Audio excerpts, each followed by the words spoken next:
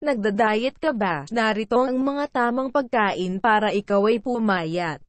Narito ang 5 pagkain na nakakatulong para ikaw ay pumayat. Number 1. Avocado. Ang avocado ay tumutulong na labanan ang sakit sa puso at tumutulong na ilabas ang lahat ng dumi sa ating katawan dahil ilang avocado ay may antioxidant.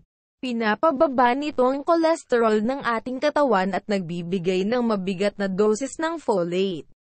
Number 2. Beans. Ang beans ay tumutulong upang panatilihing malusog ang ating puso at pinapababa nito ang cholesterol ng ating katawan at mahalagang nutrients tulad ng iron at vitamin B.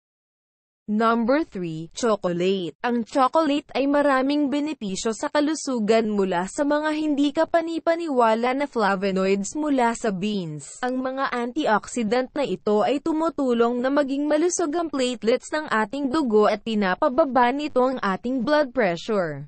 Bukod pa rito, ang tsokolate ay napatunayan ng ito'y nagpapagaan ng damdamin ng stress o tensyon. Number 4. Bawang. Ang bawang ay nakakatulong din sa ating kalusugan. Ang bawang ay may 70% na phytochemicals o mahigit pa, at lahat ng iyon ay may benepisyo sa ating kalusugan. Ang pagkain ng bawang ay nakakaiwas sa sakit na ovarian cancer. Mabaho man ang bawang ngunit ito'y maraming benepisyo para sa ating kalusugan. Number 5. Berdeng gulay. Ang pagkain ng berdeng gulay ay nakakatulong upang maiwasan ang pagkasira ng ating mga buto. At kadalasan yung iba ay nakakaranas ng pananakit ng tagiliran at kalaunay nasisira na ang ating mga buto. Upang maiwasan ang pagkasira ng ating buto, dapat tayong kumain ng berdeng gulay. Like, comment and subscribe pa share po ng video para malaman ng iba. Salamat po.